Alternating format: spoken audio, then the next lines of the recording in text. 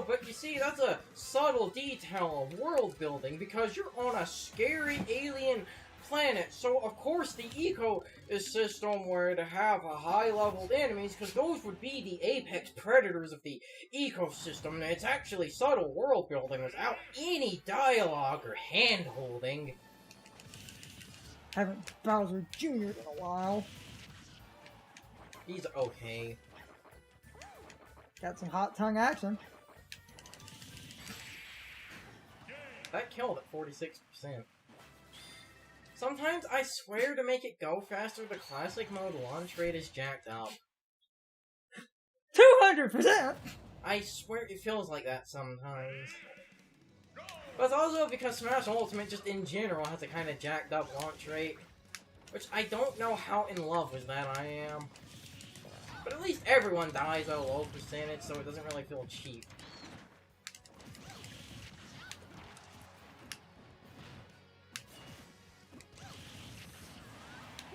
Shit, like look at that, you're KOing them basically at like 50%.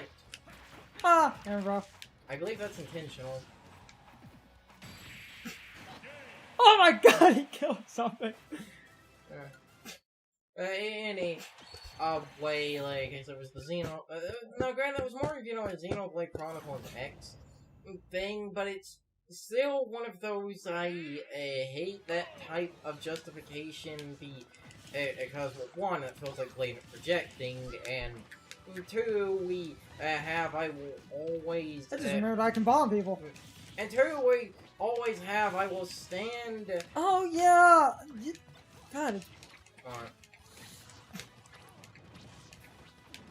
They had, I haven't used the... That happened. The fork and the ridiculousness in the, clown car, I forgot about. Because I used to really enjoy... Bowser Jr. was okay. I liked some aspects of them, but the thing I hated about them the most is that the character had, if you hit Bowser, like, if you hit the car, or they would take less damage, but if you hit Bowser Jr. / the Koopaling, they would take more damage, but in Smash 4, it was balanced in a way to where more often Bowser Jr. would actually get hit over the clown car, meaning that they would take more damage than most characters. Now it's reversed. The car has priority, meaning they take less damage than most characters. Go back to the on and off rambling. Yeah, back to like the Xenoblade Chronicles. They always stand by basically that, like, if a game, you know, has to sacrifice like a moment of realism for fun or something, then that's basically perfectly fine. Like, again, I don't care if it's like subtle world building or whatever, or again, it's like, of course, open world game. Or again, it's like, of course, it's a scary alien planet that has no life on it. It's like, of course, all the wildlife there will be super hostile. Yes, well, that is true. It's like, at the same time, is that really fun? Mm-hmm. But people enjoy it, and then Shine always gives me crap. It's like, if you don't enjoy it, don't buy it. Why do you keep buying these? One, because people keep saying that it's good, and two, it's to see if the game strikes the balance of, you know, openness that I want, but they've never successfully done it, because to me, from a game design standpoint, an open world game is just fundamentally flawed. It lacks polish inherently, because, like, for the game to be open, basically, that means that, like, the game designers would have either have to play and test every possible scenario, which is not physically possible, because you don't know what direction people are going to go in, or you also don't know what gameplay style, you know, people play with, because, like, this character, like, this person could easily favor, like, a more supportive or passive build, focusing on, like, stat buffs and status effects. Meanwhile, this person could be DPS, and because, again, you have no way to know what order people do shit in, you can't... On top of the other thing that everyone kind of undermines, sort of in open games regardless, it's either going to be too hard, too easy, or too all over the place. Or too middling, where it is neither hard nor easy. Because, in case, you know, you kind of forget, a video game, despite what you might think, cannot be built to compensate for every choice you make in a radically open and changing environment. Yeah, especially when you have an RPG with several different types of party members and stuff. As I said, you don't know what order someone tackles things in. It's like, because this boss is super weak to statuses, the person that ended up picking up the, like, status party members and status skills early on, they could potentially fight this boss that's supposed to be a late game boss, but it's super easy because it's weak to, you know, like poison and all that, which is what all the characters have. Meanwhile, the person that's focusing more on DPS and shit will be at a huge goddamn disadvantage because they have just flat out come in without appropriate resources to fight the boss. And, like, is that really... Is it really fair at that point, because you are 100% losing because you just do not have... You literally don't have the ability to fight this damn thing. Oh, they don't have... Huh. I didn't actually realize that they technically lack a back air. What do you mean? Know what it is? No, it's... The back air is different from the... No!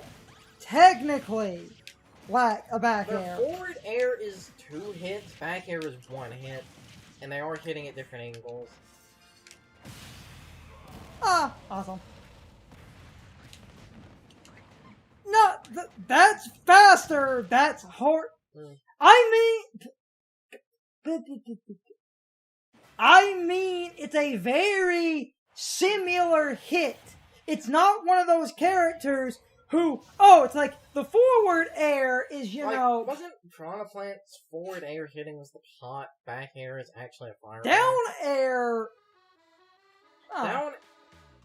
Wait. I love that remix. That's Delfino Planet. Yeah, it's a really good remix. Why? I need to let this play. Why is that for the Koopalings? Like Bowser Jr. Oh. Oh!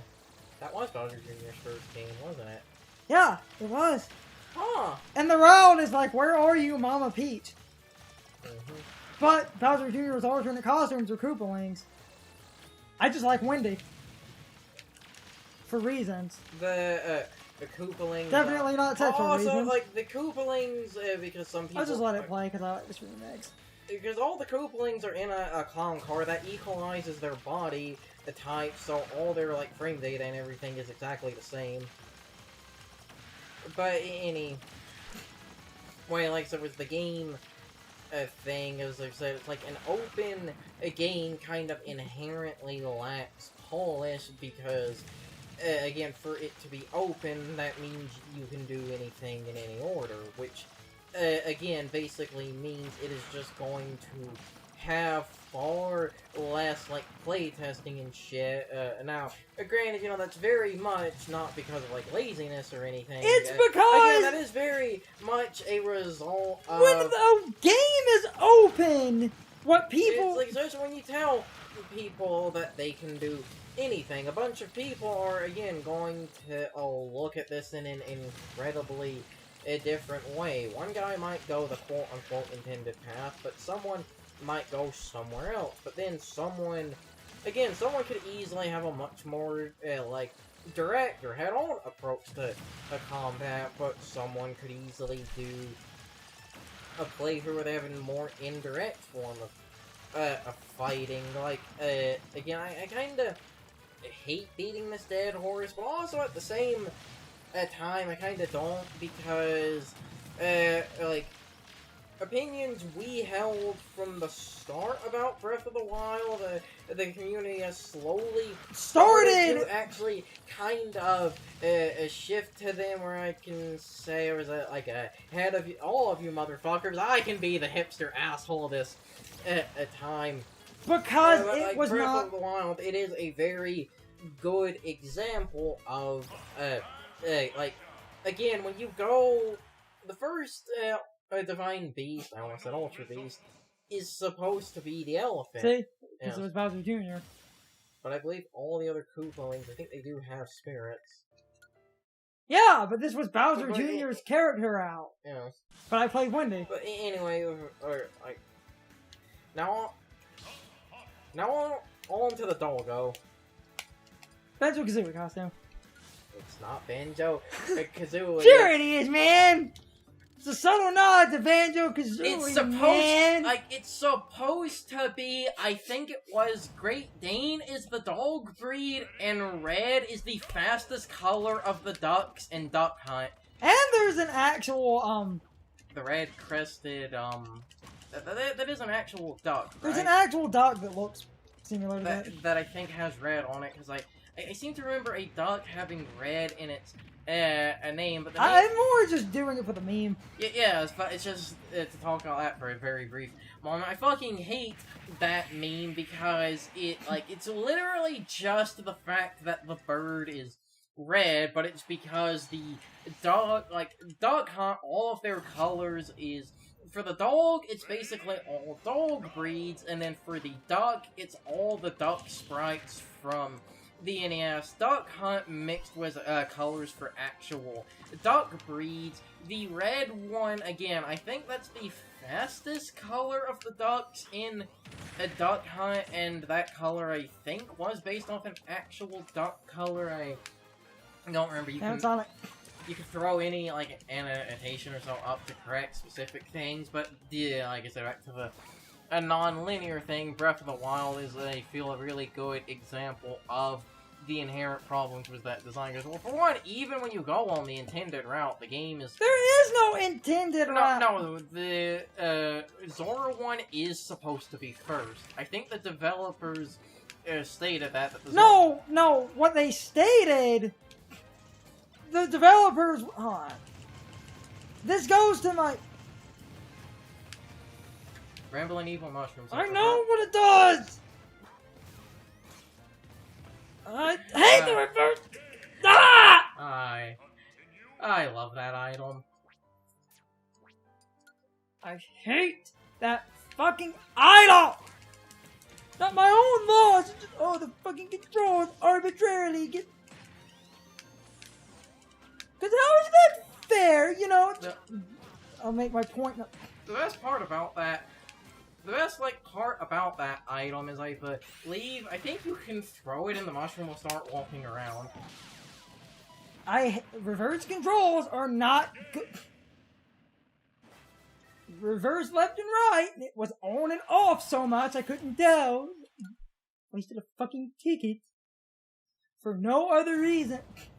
But what the developers said, because they really wanted to make sure that no one, when developing and talking about that game, they never used the word first or intended.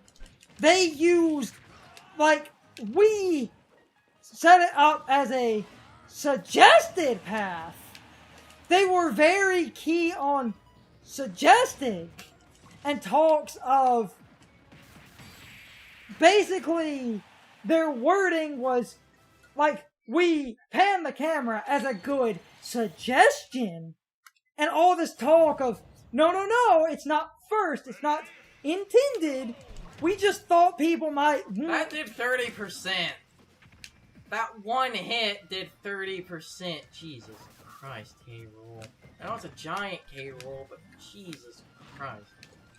But anyway, like I said, the Zora one is supposed to be the quote-unquote first Divine Beast, but even it being the quote-unquote first one, it's still a kind of a huge pain in the dick. You know, I never thought about a good tactical use for a smoke ball until I was like... Because it's so hard to see in those, you could actually tactically... If you were using it tactically in a way I never have, I'm charging an up smash. But you don't know that! Anyway, like... saying to go back to the... We've talked about this before, but the big problem is essentially because the damage output is very much, you know, based on the weapons and all that. You basically have, and they do this to give you strong weapons early on, but this has like a vicious double effect to it of, yeah, you have like, you know, strong weapons early on, but getting those weapons is like a huge pain in the dick, and someone might say, it's like, oh, well, of course it is. The game would be broken if you could easily get the overpowered weapons. And yes, that is true to a degree, but I noticed the game, like, early on has a lot of Kaizo traps that feel like they were basically designed to kind of... The funny thing is, a few things feel like they were designed to kind of punish players for getting, certain things early or going to certain areas, because the map is literally designed to guide you into that skull cave that has... I forgot about this mechanic. Huh. Yeah. What? Yes.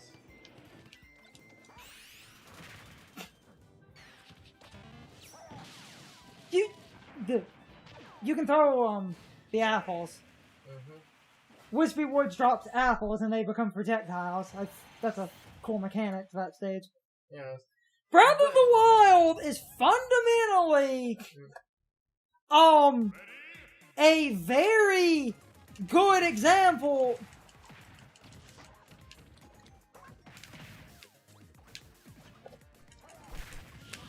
of the nonsense due to the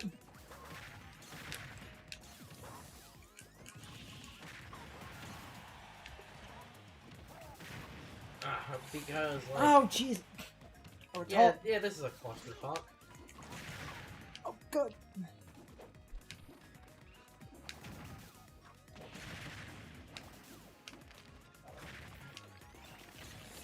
I am, like, trying to talk, but I am entirely... Where the fu... Oh. There he is.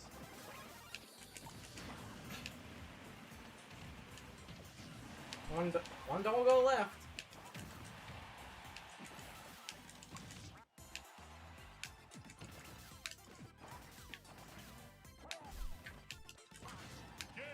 Or I could just...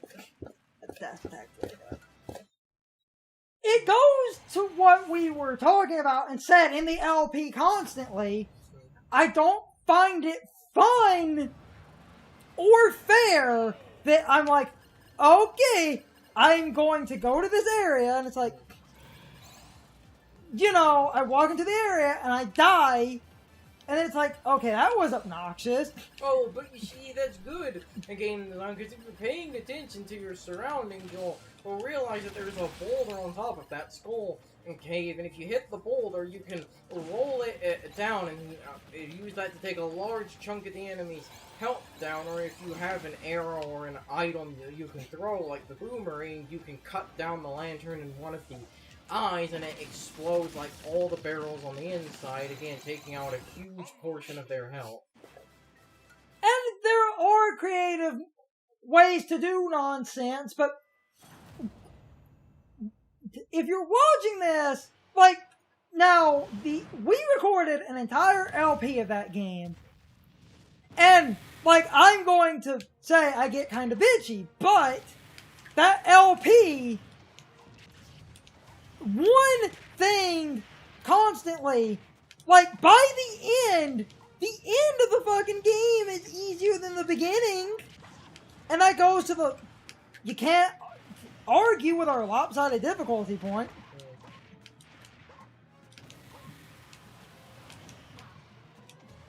And that's why, as I brought up before, and this is something I've wanted to talk about a lot more in recordings. I think I brought this up in Breath of the Wild. Oh, that's actually up.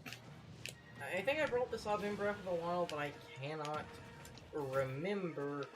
I believe, I think he threw the pitfall on the ground, and when he did that charge attack, he could have ran into it. Anyway, a point that I believe I brought up in Breath of the Wild was that I am very much of a firm belief that the basically time and kind of scenario a game releases under Short hopping will heavily influence basically the game's I'll add to that point in a minute.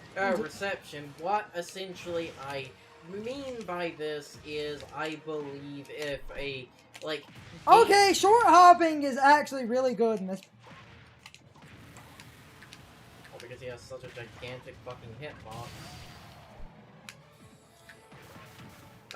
Anyway, I believe, now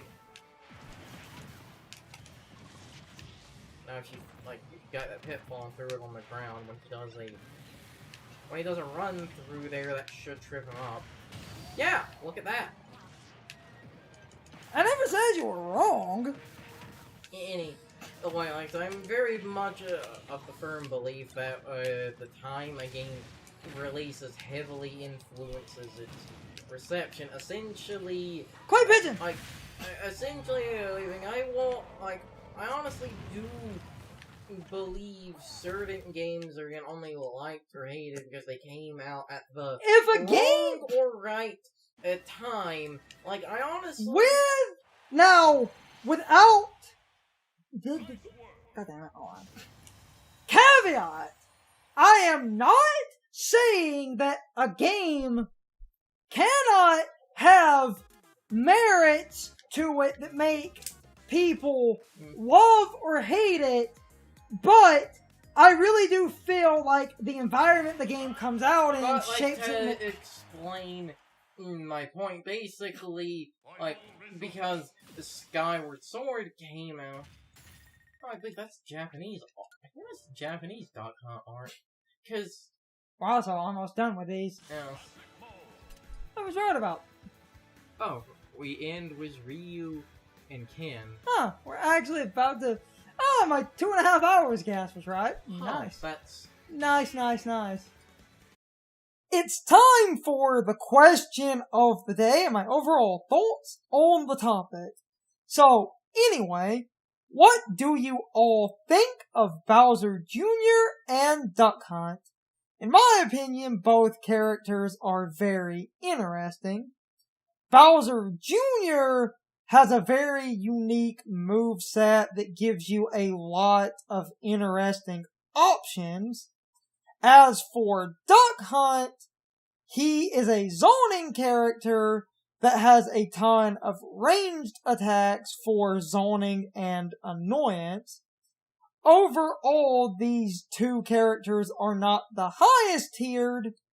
However, due to the options they have, I have seen a bunch of creative players use them for incredible common ladder mix-ups, and in the right hands, these two can be very hard to deal with because of the tools they have. But anyway, you can leave your thoughts, opinions, and answers in the comments, or you can leave them on social media. My social media links and Discord are in the video description. Now, I need to be a shill for a minute. If you enjoyed the video, hit the like button and leave some comments. If you want to keep up with our videos, hit the subscription button and ring the notification bell. And if you follow me on social media, that helps our communities grow. But anyway, I hope you all enjoyed the video. See you all next time.